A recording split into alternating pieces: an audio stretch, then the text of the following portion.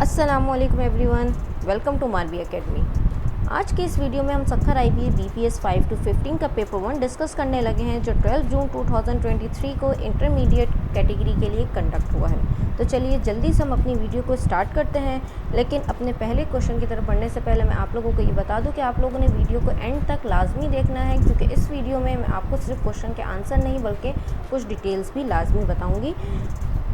तो चलिए अपना पहला क्वेश्चन हम देखते हैं। So our first question is the capital of Iran is, option है इसके हमारे पास काबुल, तेहरान, जाहिदान, ताफ्तान। इसका करेक्ट आंसर हमारे पास है तेहरान, यानी कि capital of Iran is Tehran. जबकि इसका पहला ऑप्शन जो है काबुल, वो हमारे पास capital and the largest city है अफ़गानिस्तान का। जाहिदान को देखा जाए तो वो भी हमारे पास ईरान का ही एक सिटी है। जबकि ताफ्तान पाकिस्तान का हिस्सा है, यानी कि वो हमारे पास बलूचिस्तान छागाई डिस्ट्रिक्ट में प्रेजेंट है, इस वजह से वो पाकिस्तान का एक हिस्सा है। हमारा सेकंड क्वेश्चन है the shrine of Khwaja Ghulam Farid रहमतुल्लाहि अलैह is located in Ranikot, Rajanpur, Ranipur, Rawalakot. इसका करेक्ट आंसर हमारे पास राजनपुर है।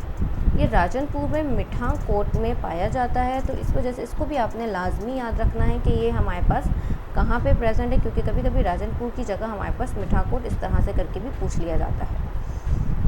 तो इसका हमारे पास आंसर है मिठां कोट, राजनपुर, पंजाब में। ख्वाजा गुलाम फरीद 19वीं सदी के एक बहुत जाने माने पंजाबी सूफ़ी शायर थे। इनको बहुत मशहूर शायर थे ये। इनका मज़ार हमारे पास मिठां कोट, राजनपुर, पंजाब में है।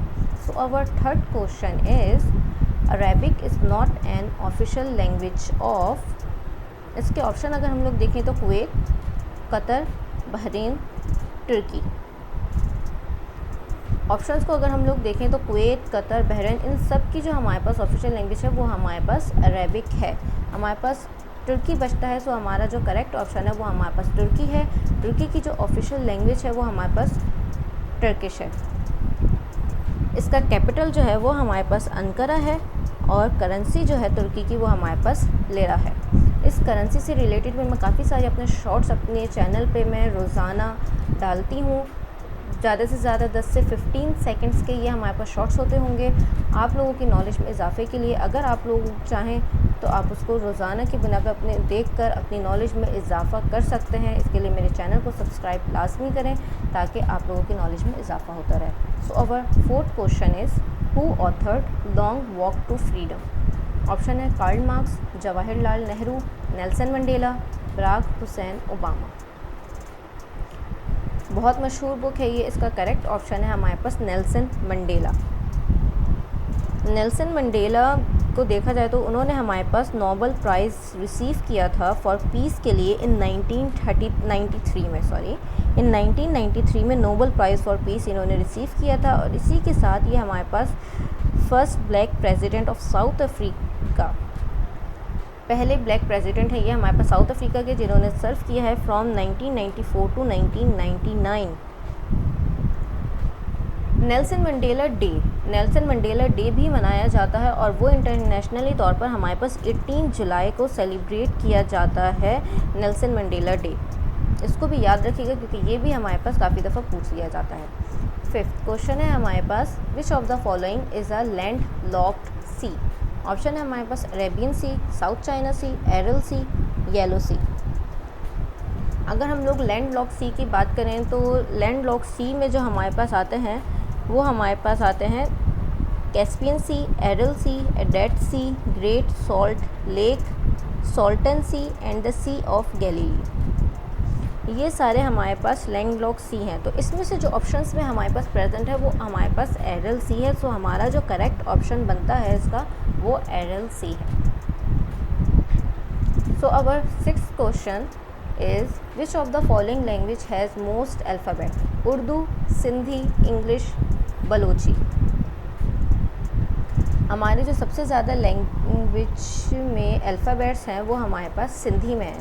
सिंधी में हमारे पास 52 अल्फ़ाबेट्स हैं, जबकि उर्दू में हमारे पास 36 अल्फ़ाबेट्स हैं। इंग्लिश में हमारे पास 26 अल्फ़ाबेट्स हैं, जबकि 32 लेटर्स इन बलूची।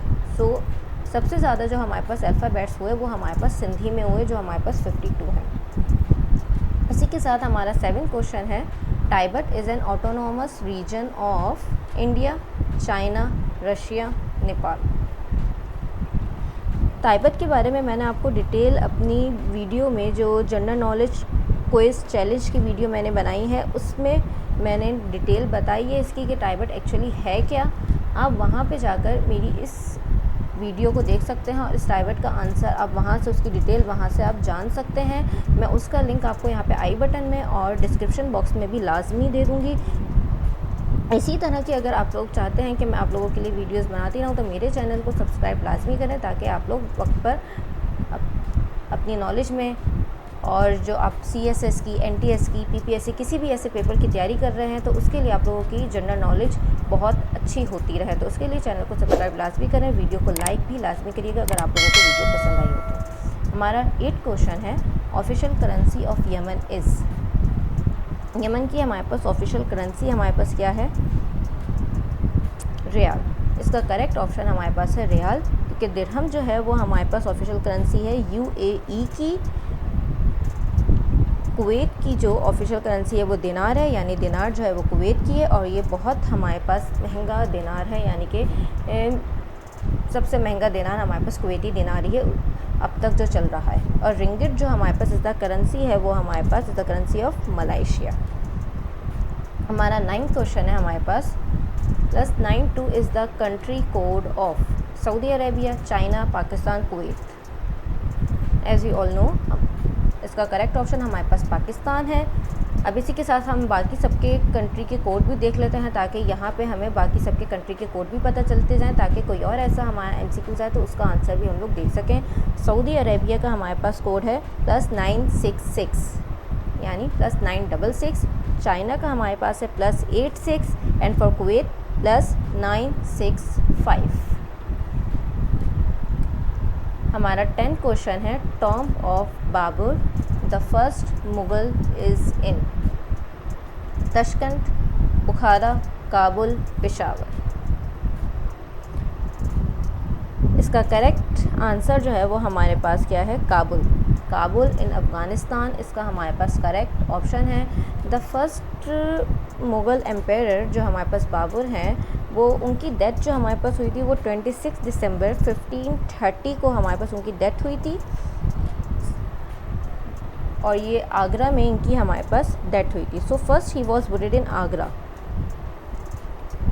उसके बाद इनको हमारे पास शेर शाह सूरी ने जो बाग़ बाबर गार्डन है वहाँ पे इनको बुरी किया था, वहाँ पे इनको दफनाया था, जो काबुल अफ़गानिस्तान में है। So the tomb of Babur is in Kabul Afghanistan.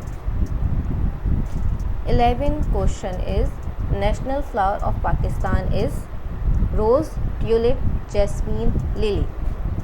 Pakistan का नेशनल फ्लावर हमारे पास है जैस्मीन। ऐसी सबकी कुछ ना कुछ नेशनल, सब कंट्री के कुछ ना कुछ नेशनल फ्लावर, नेशनल एनिमल वगैरह ये सब कुछ हैं। तो हमारे पास रोज़ जो नेशनल फ्लावर है वो है हमारे पास UK का, US का एंड मालदीव्स का।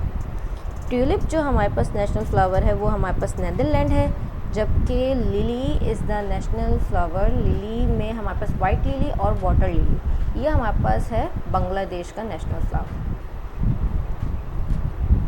12th question is, the secretary general of the OIC is elected for the period of 3 years, 4 years, 5 years, 6 years।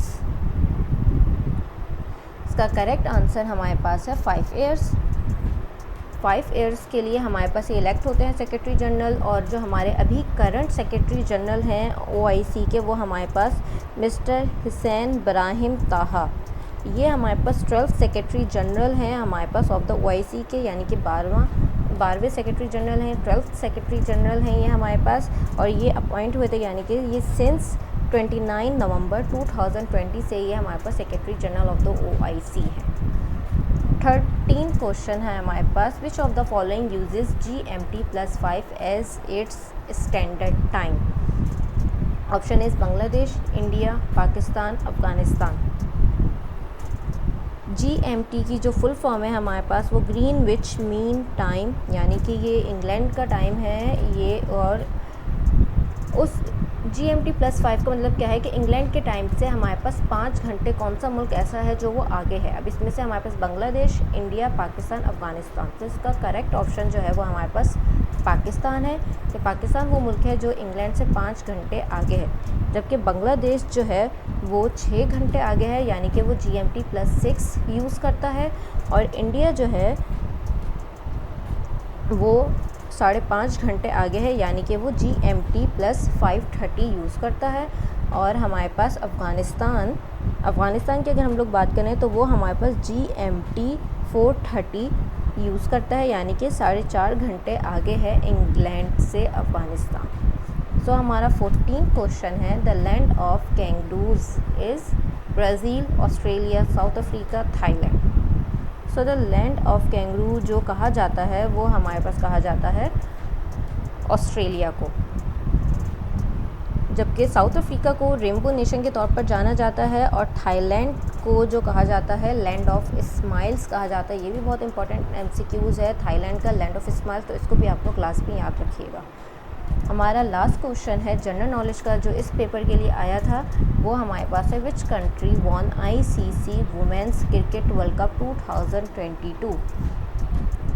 Women's ICC T20 world cup 2022 जो इसका फ़ाइनल हमारे पास इंग्लैंड एंड ऑस्ट्रेलिया के दरमियान हुआ था, और ये होस्ट हुआ था कौन से कंट्री में, ये हमारे पास न्यूजीलैंड की कंट्री में ये हुआ था, इंग्लैंड और ऑस्ट्रेलिया के दरमियान में, जिसमें ऑस्ट्रेलिया ने इंग्लैंड को 71 रन से शिकस्त देकर वर्ल्ड कप की ट्रॉफ़ी अपने नाम की थी, यानी कि ICC women's cricket world cup 2022 किसने जीता था, हमारे पास ऑस्ट्रेलिया ने हमारे पास जीता था ये। और अगर हम लोग मेंस क्रिकेट वर्ल्ड कप 2022 की बात करें, T20 वर्ल्ड कप की, तो वो हमारे पास ऑस्ट्रेलिया में हुआ था, पाकिस्तान एंड इंग्लैंड के दरमियान इसका फ़ाइनल हुआ था, जिसमें इंग्लैंड ने पाकिस्तान को शिकस्त दी थी।